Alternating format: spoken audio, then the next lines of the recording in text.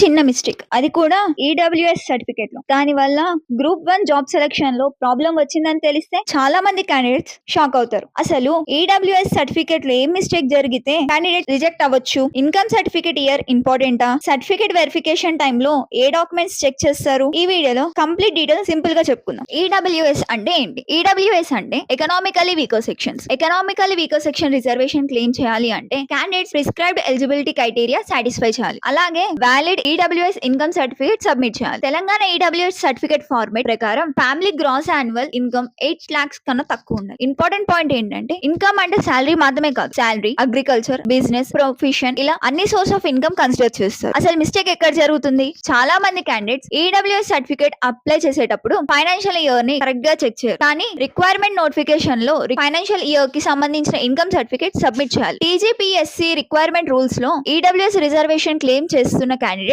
Application year కి ముందు financial year కి సంబంధించిన income certificate competent Telangana government authority నుండి సబ్మిట్ చేయాలని మెన్షన్ చేసింది. సర్టిఫికేట్ ఉంది కదా అని మాత్రమే సరిపోదు.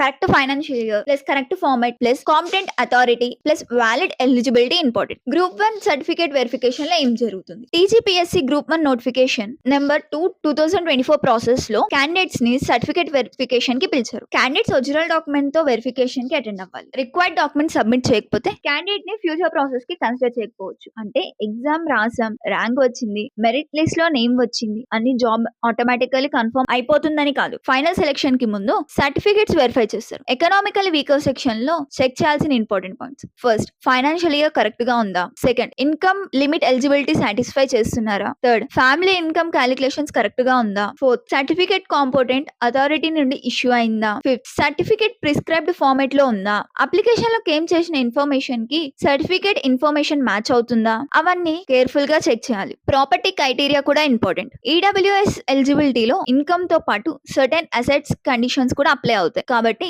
ఇన్కమ్ 8 lakhs కన్నా తక్కువ ఉందని మాత్రమే ఈడబ్ల్యూఎస్ ఎలిజిబిలిటీ ఆటోమేటిక్ గా కన్ఫర్మ్ అయిపోతుంది. Relevant income and assets criteria complete గా సాటిస్ఫై చేయాలి. స్మాల్ మిస్టేక్స్ అంటే జాబ్ ఆటోమేటిక్ గా పోతుంది. ఇది చాలా ఇంపార్టెంట్ పాయింట్. సర్టిఫికేట్స్ లో ఒక మైనర్ టైపింగ్ మిస్టేక్ ఉంది అని ప్రతి కేసులో ఆటోమేటిక్ గా జాబ్ క్యాన్సిల్ అవుతుంది అని చెప్పలేం. మిస్టేక్స్ నేచర్ ఏంటి అంటే అది ఎలిజిబిలిటీని ఎఫెక్ట్ చేస్తుందా? రిక్వైర్మెంట్ నోటిఫికేషన్ ఏం చెప్తుంది? సర్టిఫికేట్ వెరిఫికేషన్ లో కరెక్షన్ ఆర్ క్లారిఫికేషన్ కి ఆపర్చునిటీ ఉందా? ఫైనల్ డెసిషన్ ఈ ఫ్యాక్టర్ మీద డిపెండ్ అవుతుంది. కాబట్టి సోషల్ మీడియాలో వచ్చే ఒక స్టేట్మెంట్ చూసి క్యాండిడేట్స్ పానిక్ అవ్వకండి. క్యాండిడేట్స్ ఏం చేయాలి? ఈడబ్ల్యూఎస్ సర్టిఫికేట్ అప్లై చేసేటప్పుడు ఫైనాన్షియల్ ఇయర్ ని ఫస్ట్ వెరిఫై చేయండి. సర్టిఫికేట్ వచ్చిన తర్వాత spelling, name, income details, financial year, issuing authority and other details complete గా చెక్ చేయండి. అప్లికేషన్ సబ్మిట్ చేసే ముందు నోటిఫికేషన్ లో ఉన్న ఈడబ్ల్యూఎస్ సర్టిఫికేట్ రిక్వైర్మెంట్స్ ని కంపల్సరీగా రీడ్ చేయండి. అండ్ సర్టిఫికేట్ వెరిఫికేషన్ టైం వరకు ఒరిజినల్ డాక్యుమెంట్స్ సేఫ్ గా మెయింటైన్ చేయండి. టీజీపీఎస్సీ సర్టిఫికేట్స్ వెరిఫికేషన్ ప్రాసెస్ లో రిక్వైర్డ్ ఒరిజినల్ డాక్యుమెంట్స్ సబ్మిట్ చేయాలని క్లియర్ గా ఇన్స్ట్రక్ట్ చేస్తుంది. సో ఈడబ్ల్యూఎస్ రిజర్వేషన్ లో సర్టిఫికేట్ ఉండటం ఒకటే ఇంపార్టెంట్ కాదు, కరెక్ట్ సర్టిఫికేట్ ఉండటం చాలా ఇంపార్టెంట్. ఎస్పెషల్లీ గ్రూప్ 1 లాంటి కాంపిటేటివ్ గవర్నమెంట్ రిక్వైర్మెంట్ లో అప్లికేషన్ డీటెయిల్స్ అండ్ సర్టిఫికేట్స్ ని కేర్లెస్ గా ఫిల్ చేయకండి. ఒక స్మాల్ డాక్యుమెంటేషన్ మిస్టేక్ వల్ల అన్నెసెసరీ ప్రాబ్లమ్స్ క్రియేట్ అవ్వకుండా నోటిఫికేషన్ రిక్వైర్మెంట్స్ ని కేర్ఫుల్ గా ఫాలో చేయండి. మీరు ఈడబ్ల్యూఎస్ కేటగిరీ క్యాండిడేట్ అయితే మీ సర్టిఫికేట్స్ లో financial year, income details and issuing authority once check చేసుకోండి. So that's it all for the video. Thank you.